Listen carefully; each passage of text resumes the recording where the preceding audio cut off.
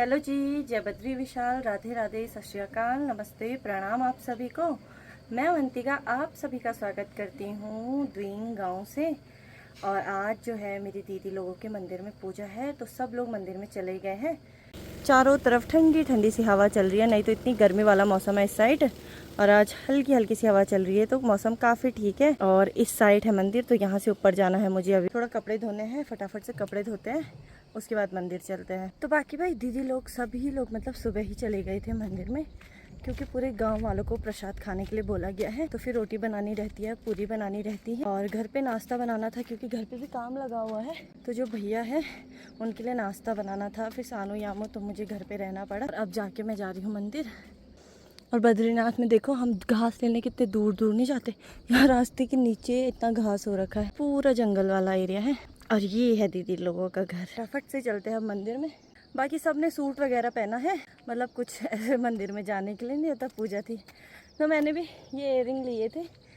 और टाइम 12 बजे से ज़्यादा ही हो गया होगा, क्योंकि ब्लॉग की शुरुआत करी थी मैंने। तो एक दीदी बोलूँ या दीदी ही बोलती हूँ, तो वो अभी भी जंगल में है, खेत गई थी होगी शायद, तो अब घास लेके वापस आ रहे।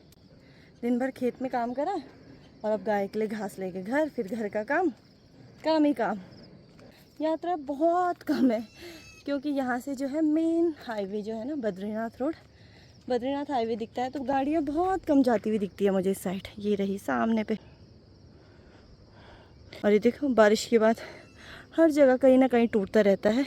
ये खैर ये तो पागल नाला है, ये तो कभी भी टूट जाता है, इसका कोई भरोसा ही नहीं है। और पानी कहाँ से आता है, क्या आता है, कुछ पता नहीं है, क्योंकि ऊपर देखो ना, पूरा सूखा सूखा एरिया है। इसमें इस वाले एरिया में पूरा सूखा सूखा है। लेकिन एक ही बारिश लगती है ना, फिर इतना ज़्यादा पानी आता है, पता ही नहीं चलता वो पानी कहाँ से आ रहा है और क्या आ रहा है। इसलिए इस नाले को पागल नाला बोला जाता है। बाकी भाई ये रही मुल्टा वाली रोड। तो इतने ऊपर ऊपर तक रोड की कटिंग की गई है। ये देखो, ये रोड है। बस द्विंग गांव में रोड नहीं है, बाकी सब जगह रोड है। यहाँ पे से 2 रास्ते हैं। ये रास्ता सीधा आगे की तरफ जाएगा, यानी कि नीचे तपोन, बाकी ये मंदिर की तरफ, और हमें मंदिर जाना है।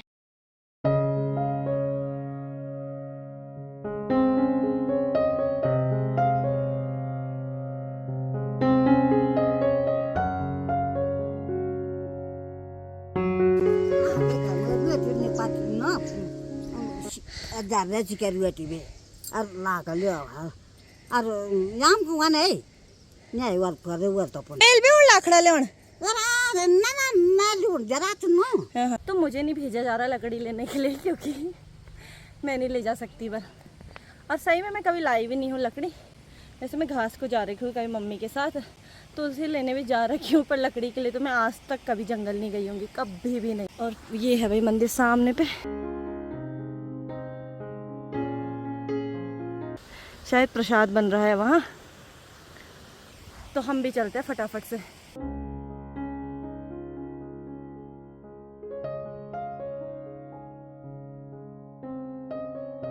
तो ये बकरी हमें मारने आ रही भाई, दीदी भगा तो रही है, और एक पीछे से भी आ गई, इतनी सारी बकरी।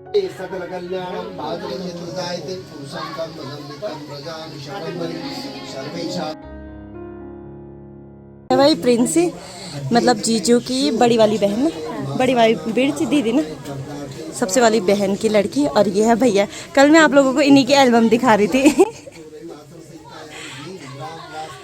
प्रसाद के लिए कुछ रोटियां यहाँ पे बन रही है, और कुछ यहाँ पे बना रही है दीदी जी लोग।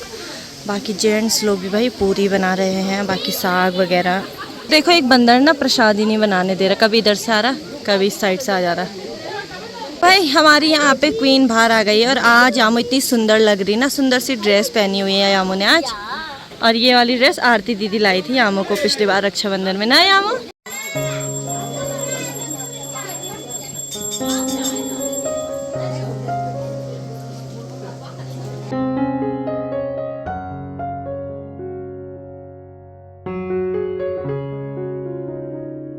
तो बाकी भाई ये है मेरे जीजू की सबसे बड़ी वाली बहन। और कल मैं आप लोगों को इन्हीं की एल्बम दिखा रही थी।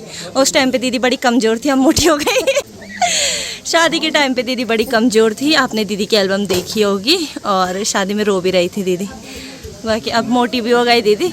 पूजा चल ही रही है, और हम लोग भी थोड़ा देर पूजा में बैठ रखे थे, और प्रिंसी लोग भी आ गए हैं पाठी से। कैसी है? थकान लगी। थकान लग गई, बस चल के आ रही नीचे तपोड़ से, आपने देखा है? थकान लगी हाँ बहुत ज़्यादा ना। बहुत। देखो अब आज ही इनको जाना भी है क्योंकि कल इसकी स्कूल है, तो फिर स्कूल के लिए लेट ना हो इसलिए इसको आज ही जाना है। पूरा जंगल वाला एरिया है और मंदिर भी मतलब पूरा पेड़ों के बीच में बसा हुआ है।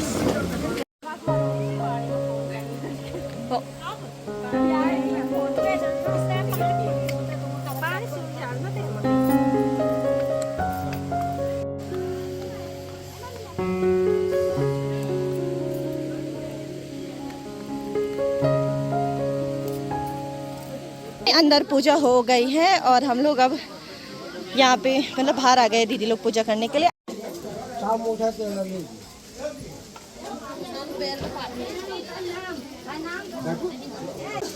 सब क्या मांगा बता देना यार, हमको बता दे।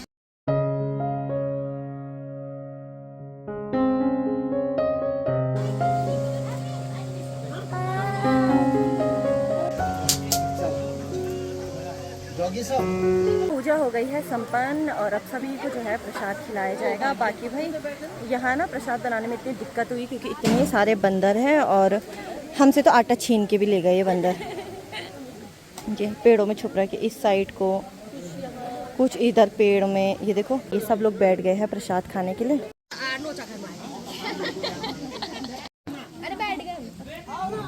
तो हम लोग मंदिर से आ गए हैं अभी फिर से अपने घर पे और यामू ने आफत निकाल दी भाई आज ना। ये प्रिंसेस इतना रोई, आ ही नहीं रही थी घर के, मुझे घर नहीं जाना मंदिर ही में रहना है। लेकिन अब सब प्रसाद खाएंगे, फिर बर्तन वगैरह धोने होते हैं। तो दीदी को मतलब यामू थोड़ा परेशान करती है ना काम करने के टाइम पे। यामू को हम घर ला गए हैं। मंदिर से घर आने के बाद हम सभी लोग थोड़ी देर के लिए सो गए थे। मैं तो सो ही गई थी, साथ में सानू और यामू भी, क्योंकि बहुत ज़्यादा थक गए थे।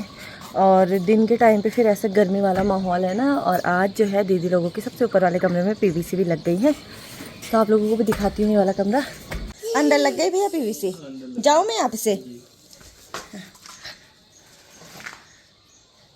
तो यहाँ पीवीसी लग गई है और हम लोग कल परसों आए थे तो उस टाइम पे तक बस जाल बुना हुआ था। तो भैया ने भाई कल में और आज में दोनों जगह पीवीसी लगा दी है। दिन भर काम करा भैया ने, बाहर पे भी लग गई है।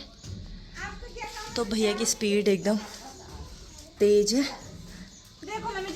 बाकी हम लोग यहाँ आए तो सब आ गए, तो बच्चों का काम नहीं है यहाँ, वापस चलो चलो।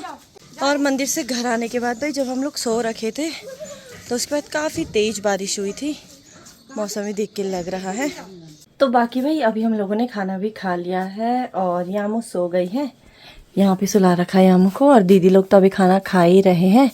और कल जो है मुझे बद्रीनाथ जाना है। पहले तो जोशीमठ जाऊंगी क्योंकि फ़ोन ख़राब हो रखा है, अभी तक ठीक हुआ नहीं है। तो कल पहले मोबाइल वाले भैया के पास फ़ोन ठीक करने के लिए दे दूँगी, फिर देखते हैं कितना टाइम लगेगा। यहाँ नहीं होगा तो फिर देहरादून भेजना पड़ेगा। तो मुझे टेंशन भी हो रही यहीं ठीक हो जाए यार ना, क्योंकि मेरा सब कुछ उसी फ़ोन में है। मुझे तो कुछ याद भी नहीं है ना, कई चीज़ें रहती हैं। फिर नंबर तो किसी का भी याद नहीं है, जैसे माला वाले भैया हो गए, दीदी लोग हो गए, किसी का भी नंबर मुझे याद है नहीं। तो देखते अब क्या होता है। बाकी अब क्या करना है सानू? फोन ठीक करना। हाँ फ़ोन तो खैर ठीक हो जाएगा। और अब मैं आपसे एक नए ब्लॉग में मिलती हूँ, तब तक के लिए जय बद्री विशाल, जय श्री राम, बाय।